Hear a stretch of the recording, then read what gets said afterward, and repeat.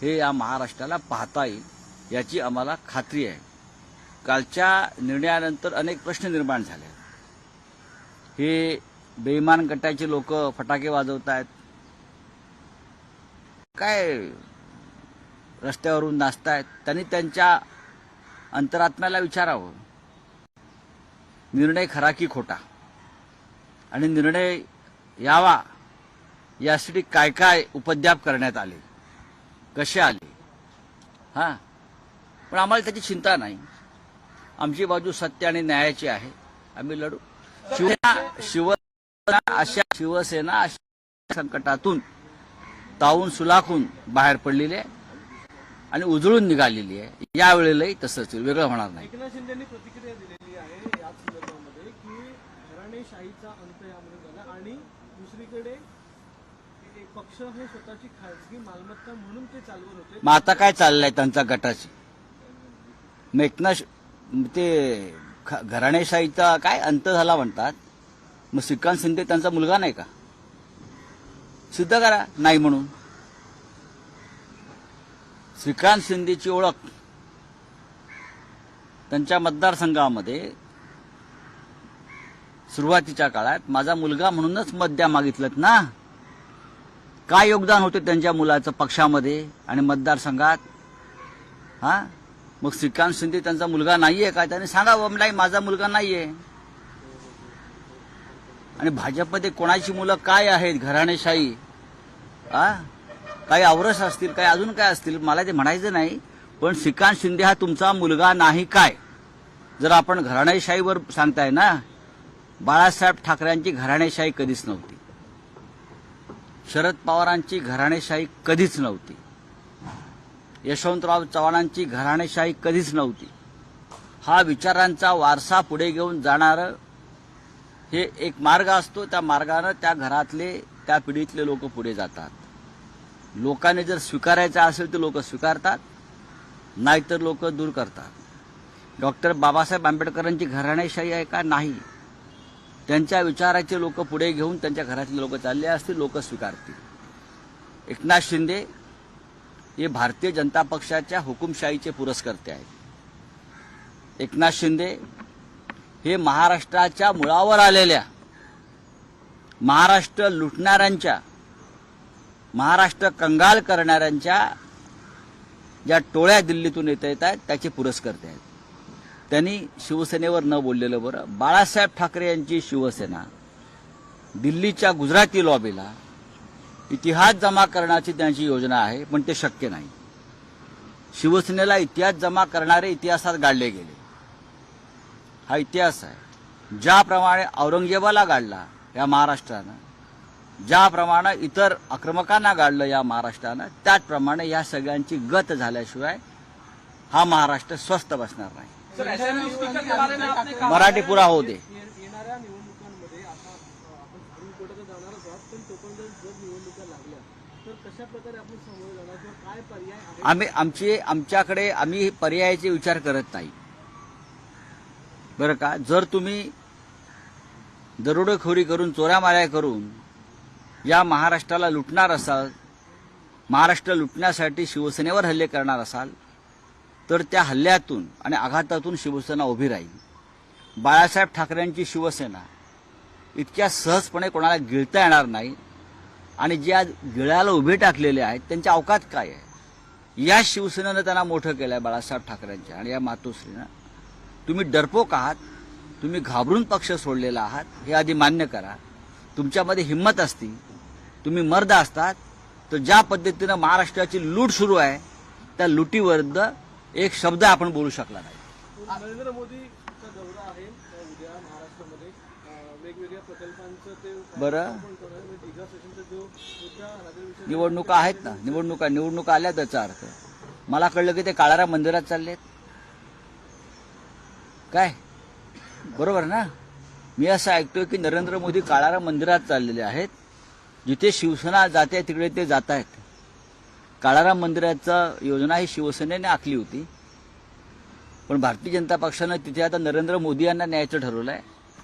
मणिपूरला एक राम मंदिर आहे, तिथे शिवसेना जाणार आहे। मणिपूरला एक राम मंदिर आहे, शिवसेना तिथेही जाऊन आरती करणार आहे. हिंमत असेल तर प्रधानमंत्र्यांनी मणिपूरच्या राम मंदिरात यावं.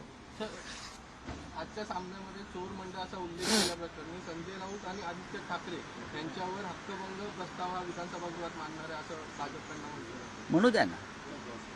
चोरणा चोर नाही म्हणायचं तर काय म्हणायचं? हरिश्चंद्र म्हणायचं. हरिश्चंद्राला, हरामखोरांना हरिश्चंद्र म्हणण्याची पद्धत महाराष्ट्रात नाही. आम्ही हरिश्चंद्राचे भक्त आहोत, श्रीरामाचे भक्त आहोत. आम्ही सत्यवचनी आहोत, आम्ही सत्य मानणारे आहोत. आणि चोरांना चोर आणि ढोंगाला ढोंगी म्हणण्याची ताकद या महाराष्ट्रामध्ये आहे. भारतीय जनता पक्षानं स्वतःच्या गुलामीच्या बेड्या ज्या आहेत त्या तशाच ठेवाव्यात. महाराष्ट्राला स्वाभिमान शिकवू नये. सर, काल निकाल येण्यापूर्वी तेजस ठाकरे असं म्हटलं होतं, निकाल काही येऊ दे, लढण्यासाठी आम्ही तयार आहे. आम्ही सदैव लढायला तयार आहोत.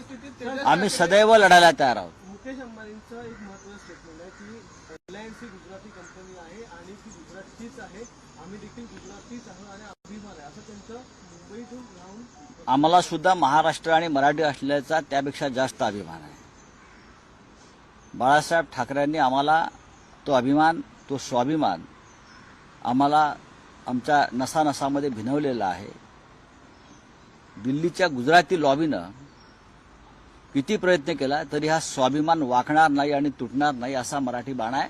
बाकी मला काही बोलायचं नाही. असेंबली स्पीकर के बारे में जो आपने फैसला आया असेंबली स्पीकर की तरफ से, उसको लेकर जो है जश्न मनाया गया है. कल मुख्यमंत्री ने कहा कि जो परिवारवाद चलता चला आ रहा था उसका अब अंत हो गया. परिवार की बात अगर ये मिस्टर शिंदे न करे तो ठीक रहेगा. वो जो उनका जो सांसद बेटा है श्रीकांत शिंदे, वो उनका ही बेटा है ना. बात आप घराणेशाही की कर रहे हो, परिवारवाद की कर रहे हो. उनका बेटा नहीं है. उनका बेटा था इसलिए उनको उद्धव ठाकरे ने उम्मीदवार बनाया कि मेरे बेटे को उम्मीदवार बनाइए. वहाँ हमारे जिला प्रमुख थे लांडगे, उसको उम्मीदवारी दी थी.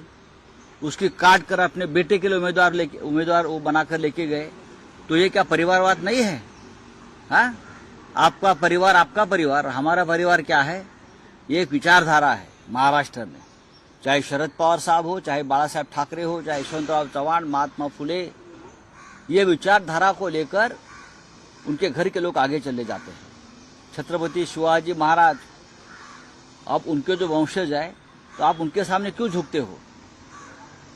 ये क्या परिवारवाद है? क्या विचारधारा का ये एक प्रभाव होता है. उनको क्या मालूम है विचारधारा क्या है? इतने गुलाम है बीजेपी के.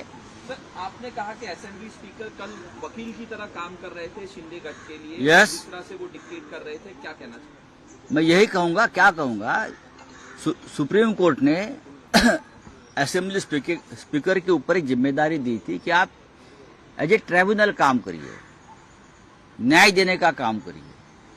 लेकिन असेंबली स्पीकर जो हमारे हैं, जो बीजेपी के नेता है, पहले शिवसेना में थे, फिर और राष्ट्रवादी कांग्रेस पार्टी में चले गए. बहुत से पार्टी वो घूमकर अब बीजेपी में है.